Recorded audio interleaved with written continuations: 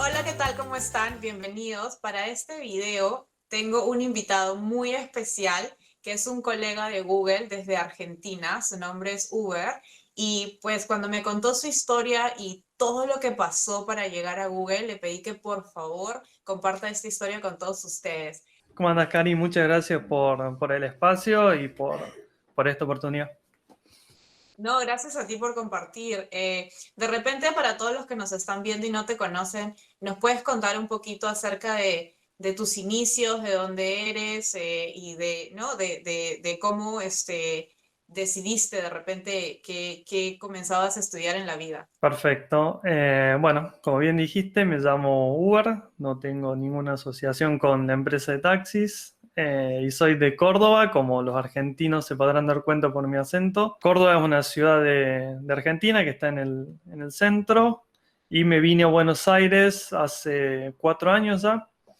Soy ingeniero en sistemas. No fue mi primera carrera. Originalmente había empezado con abogacía, pero a mitad de camino cambié. Así que soy ingeniero en sistemas ahora y, como dijiste, desde febrero estoy trabajando en Google. Y cuéntanos un poco acerca de eso, porque justo antes de la entrevista estábamos conversando de cómo primero decidiste estudiar, bueno, en Perú, en otros sitios de Latinoamérica le decimos derecho o Ujú. abogacía, ¿no? Y estuviste ahí como por 3 años y de pronto un día dijiste, esto no es lo que yo quiero. ¿Y cómo fue para ti primero esa realización y luego como enfrentarte a ese gran cambio a tan corta edad? Bien, yo cuando estaba en el secundario, no sé cómo será en Perú, pero acá en Argentina en esa época no se veía nada de programación. Así que básicamente abogacía fue por una cuestión de no conocer la programación. Abogacía es algo que me gustaba, me gusta todavía. Mi papá es abogado, así que cuando terminé el secundario fue la primer carrera que se me vino a la mente y que me gustaba y la empecé. Y mientras estaba haciendo abogacía, descubrí lo que era la programación y empecé a hacerlo por mi cuenta. Con internet tenés acceso ya un poco a todo, así que empecé a buscar tutoriales y videos y hacer cosas. Y cada vez más este hobby que tenía yo iba creciendo y al punto que se interponía un poco con mi carrera. O sea, ya mi carrera pasaba a ser una molestia y quería estar todo el tiempo haciendo este hobby. Así que eventualmente tomé la decisión de cambiarme y hoy cuando miro para atrás suena como re simple, pero no lo fue. Fueron muchos meses o casi un año de ida y vuelta en la cabeza, de tener que enfrentar a mi familia o a mi papá y decirle que no quería seguir su camino, que no quería seguir abogacía y que quería comenzar otra carrera. No hay ningún informático en mi familia como para tener de referencia. Y obviamente también los miedos internos de empezar algo nuevo. Yo ya estaba en tercer año de abogacía, así que era bastante lo que había avanzado y esto, si bien me gustaba, no sabía hasta qué punto era realmente algo que me gustase o era una ilusión. Claro, no, sí, totalmente. Debe ser, wow, súper difícil. Y me encanta que lo menciones y lo cuentes porque hay muchísima gente que me escribe cómo enfrentar cuando pues estás haciendo algo y te das cuenta de que no es lo que quieres y cómo, como tú lo hiciste, ¿no? Cómo tener el coraje hasta para decirle a tu papá que no es lo que tú quieres o para, ¿no? Decir, bueno, voy a tener que empezar de nuevo otra carrera, pero Ujú. tener ese coraje para no tener miedo de empezar de nuevo en busca de algo que sí te va a hacer feliz a largo plazo. Sí, en Y mi caso yo tuve la fortuna de que tuve mucha contención, tanto mis amigos como mis familiares. Eventualmente cuando yo esto lo planteé en casa y se lo planteé a mi papá, tuve apoyo incondicional de ellos y fue básicamente decirme, si esto es lo que a vos te gusta y es lo que vos querés perseguir, dale para adelante. Así que eso sirvió muchísimo y no podría haberlo hecho sin ese apoyo. qué bueno, sí, no, qué bueno, en verdad, qué suerte. Y cuéntame ya cuando estabas en la Universidad de Ingeniería de Sistemas, me estabas comentando que ahí fue tu primer contacto con Google, ¿verdad? Así es, así es. En ese momento, Google tenía un programa que se llamaba el Google Student Ambassador. Básicamente elegía a estudiantes de distintas universidades y eran los embajadores de Google. Básicamente hacían de puente entre la empresa y la universidad y el campus para coordinar eventos o charlas o distintos proyectos. En ese momento había un embajador que se llamaba Federico. Yo lo conocí, él era muy activo y hacía muchos eventos, así que yo empecé a participar con él cada vez más. Eventualmente el año terminó y él me comentó que esto era algo que se hacía todos los años, así que me propuso para ser embajador al año siguiente. Yo completé todos los formularios, había que hacer, me acuerdo que había que grabar un video, así que me puse en mi casa a grabar el video presentándome, mandé todo y todo comenzó bien, pero ahí vino mi primer rechazo con Google, que fue un mail que recibimos diciendo que ese año no se iba a hacer el programa en Latinoamérica, solamente se hacía en Brasil. Así que bueno, fue juntar todo y seguir para adelante. Por suerte, un año después, el programa se reactivó. Todo lo que nosotros habíamos mandado había quedado en registro, así que me contactaron diciéndome que estaba otra vez el programa, si yo seguía interesado, les dije que sí.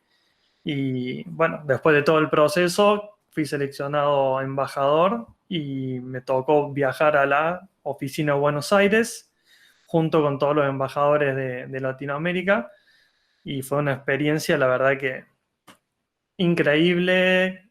Nos trajeron a las oficinas de Buenos Aires, a mí y a los embajadores de Latinoamérica, y fue la verdad una semana espectacular de conocer no solamente las oficinas, que vos ya sabes son tan llenas de sorpresas, sino también un montón de gente súper interesante, llena de pasión por lo que hacen y una energía muy, muy contagiosa. ¿Y qué cosa hiciste luego para, digamos, tratar de ingresar a Google? Sí, ese momento sin duda que fue muy impactante y más que decidir, yo creo que todos los que estamos en programación miramos a Google como un objetivo, pero yo creo que ese momento fue el momento donde me hizo clic de decir no es inalcanzable, no es algo que está lejos en Estados Unidos, donde solamente llegan los genios, sino que también está acá y se puede llegar, seguramente no sea fácil, pero se puede. Así que ahí fue donde como que rompí la pared y dije, es algo que puedo perseguir y decidí hacerlo. No me acuerdo bien la fecha, pero un tiempo después de lo de Ambassador, yo postulé para una pasantía. Era una pasantía de software engineer en Estados Unidos.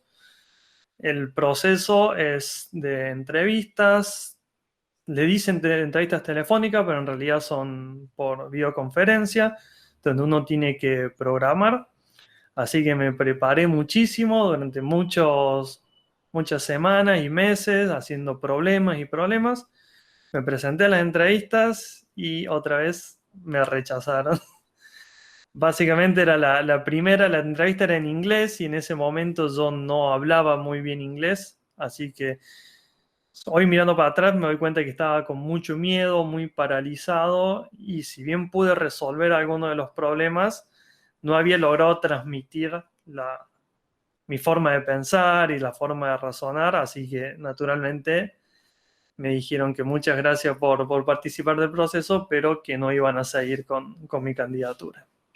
Bueno, sí, es muy interesante lo que mencionas. Primero me gusta eso que dijiste como que para ti el programa de Ambassador de Google, que es, en español es embajador básicamente de estudiantil, lo que significó era el darte cuenta de que no era algo imposible, que es un gran paso que a veces trato con mi canal de llegar a la gente para, ya sea con Google o con un estudio de maestría o con estudios superiores en general, de que trato que todo el mundo se dé cuenta que no importa de dónde seas, no importa tu condición no económica, tu historia, etcétera. Lo que importa es que si tú tienes ese talento y pones el esfuerzo, pues hay bastantes de esas barreras mentales que nosotros mismos nos ponemos, pero que en realidad no existen. Esa parte me encanta y bueno, como tú dices, ¿no? O sea, intentaste una vez para el tema de pasantía, no funcionó.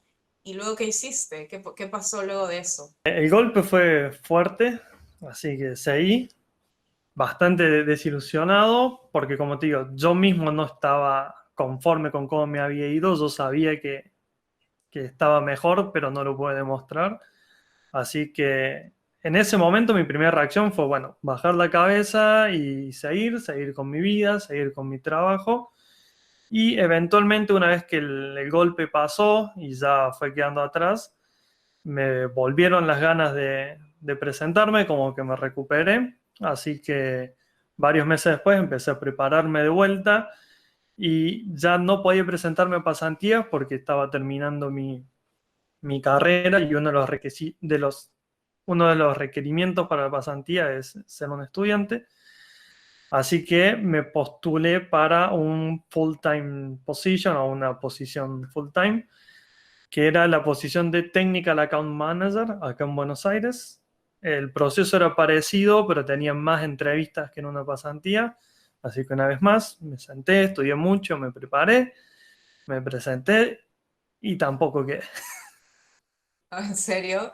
¡Wow! O sea, eso fue, o sea, contando con el primer rechazo de lo del programa de embajadores, fue la tercera vez que te rechazaban para algo en Google, pero la segunda Ujú. vez como puesto de trabajo, ¿no? Y, y entonces decidiste, me imagino, trabajar en otro sitio. Sí, yo en ese momento estaba en Córdoba en una empresa y me vine a Buenos Aires con mi novia, ella le había salido una oportunidad. Acá para mí también había muchas oportunidades muy buenas, así que obviamente me recuperé del golpe y seguí con mi trabajo. Lo que sí está bueno de las entrevistas de Google es que aunque te vaya mal, la preparación que vos haces para la entrevista es muy intensa y es grande, entonces todo eso después vos lo podés llevar a tu trabajo y aplicarlo. Y debo confesar que después de entrevistarme en Google, todas las demás entrevistas acá en los trabajos que estuve, no digo que me parecían fáciles, pero al menos iba mucho más relajado. Es como que sentía que las entrevistas de acá yo podía ir más relajado, no me sentía tan nervioso ya que había pasado por otras que eran más intensas como las de Google. Así que nada, estuve acá en Buenos Aires, trabajé en una empresa grande de acá que se llama Globant. Después pasé a hacer videojuegos mobile. Y como siempre, después de un año, me dieron ganas de presentarme de vuelta a Google. Volví a prepararme, repasé, siempre mirando para atrás cuáles son los puntos donde había fallado y tratando de mejorar eso y trabajar en esa parte y ahora con nueva experiencia. Así que junté todo y me presenté para un puesto que era de Customer Solution Engineer. En México era el opening, el puesto. Me presenté, hice todas las entrevistas. Yo pensé que me había ido muy bien, pero una vez más el resultado fue que no había quedado. Pero esta vez no porque me haya ido mal, sino por una cuestión de lo que en Google se llama el headcount. No sé cómo traducirlo a español, pero el puesto ya había sido ocupado y no había más vacantes. Así que Claro. me dijeron que les gustaba mucho mi perfil, pero que lamentablemente el puesto no estaba más libre. Y yo en ese momento lo interpreté como que era una forma amigable de transmitirme que no había quedado, pero para mi sorpresa era real lo que me dijeron porque a los meses me contactaron de vuelta diciéndome que había una posición similar en Buenos Aires si yo quería aplicar. Les dije que sí y por suerte esta vez ya era un proceso mucho más corto, solamente una entrevista, la cual hice y por suerte esta vez sí quedé. Así que 5 años después y después de 4 rechazos logré entrar a Google.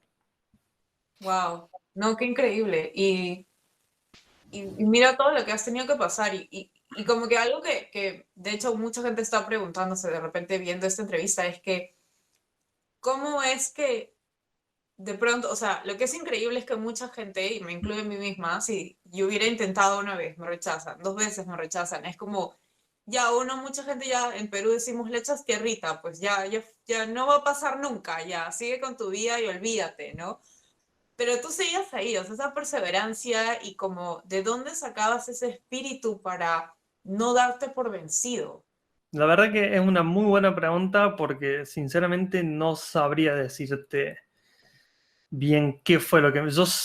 Al haber conocido la cultura de Google como embajador y haberlo visto, yo quedé muy enamorado de esa forma de trabajo y de esa pasión.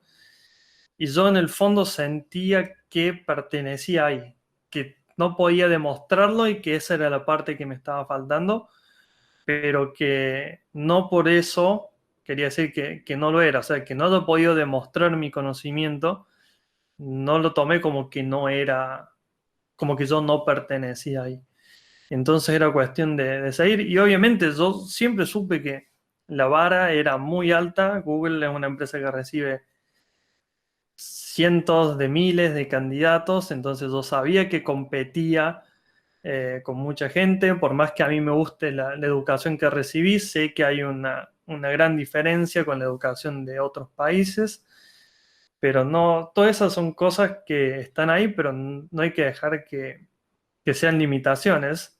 O sea, yo creo que lo importante es no ponerse uno solo la limitación, sino seguir, seguir, seguir hasta, si la limitación está ahí, uno la va a encontrar, pero lo peor que uno puede hacer es ponerse la limitación solo y no salir a intentarlo.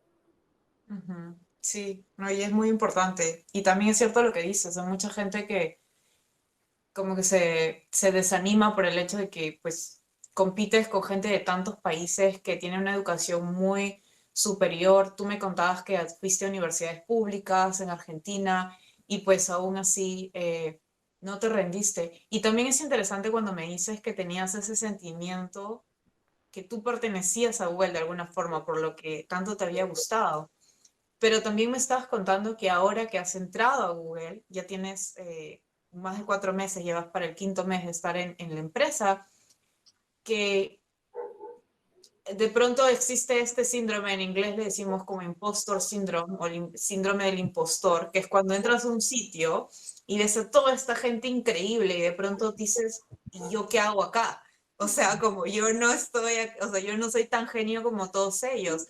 Y es increíble ver esa transición porque le pasa a muchísima gente y mucha gente no sabe de por qué es.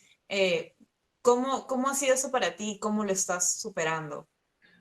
Sí, la verdad que ha sido un tema muy importante, eh, especialmente porque, como yo te digo, yo quería entrar por esta gente apasionada que yo había conocido y ahora que lo conseguí después de tantos años y de tanto esfuerzo y estoy acá y estoy rodeado de toda esa gente, automáticamente empecé a sentir dudas de si yo estaba a la altura de eso, no sabía si estaba a la altura del desafío y empecé a sentir lo que justamente vos llamaste el síndrome del impostor, que a mí particularmente me ayudó mucho que durante el proceso de onboarding que tenemos en Google, que nosotros lo llamamos el Nuclear Orientation, este es un tema que se habla en la empresa, es un tema conocido y es un tema que se habla abiertamente y para mí fue un cambio rotundo, porque cuando uno piensa que, cuando uno está sintiendo esto, justamente piensa que es un fraude que llegó ahí solamente por suerte o porque cometieron un error o lo que sea, que todos los que están alrededor tuyo saben lo que están haciendo y vos sos el único que no lo sabe. Y en el momento en que nos hablaron de esto y nos explicaron y nos dijeron que es algo normal, yo en lo personal sentí como una liberación de decir, ok, esto es normal, entonces yo no tengo que estar a cada paso demostrando mi valor y me sentí libre de poder empezar a equivocarme, de poder empezar a hacer un montón de preguntas. Si algo no entendía, hasta el día de hoy levanto la mano y pregunto y si me lo explican y no lo entiendo, pregunto de vuelta porque sé que está bien preguntar, que si yo pregunto nadie va a pensar de que yo soy una mentira, un farsante o un impostor y entonces eso te libera de poder hacer muchas más cosas.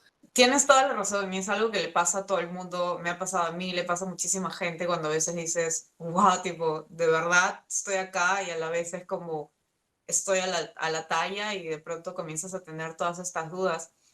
Eh, y también lo que me gusta que estábamos conversando es que has creado tu canal de YouTube también para poder compartir muchos de estos consejos, conocimientos, bueno, de programación, de distintas áreas profesionales con las personas más jóvenes, con las personas que de repente necesitan esta guía y que recientemente has publicado un video justamente hablando del síndrome del impostor.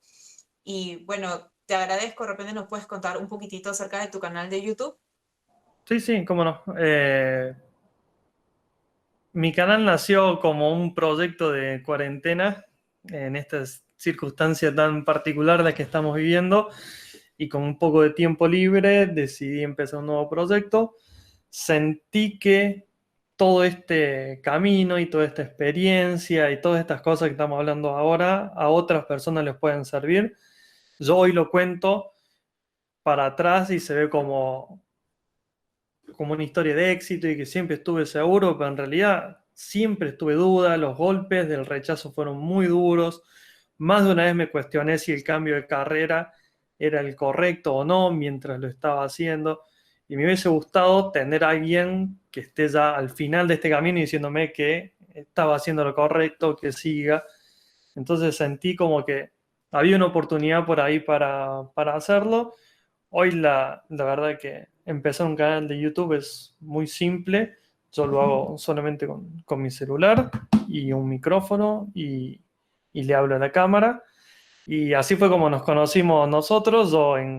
Adentro de Google empecé a buscar qué otros Googlers había haciendo lo mismo y encontré tu canal y te escribí y vos te súper predispuesta, me dijiste sí, cómo no, y charlamos la primera vez y ahí, bueno, vos conociste mi historia y me pediste que hagamos la entrevista y la verdad que está muy bueno.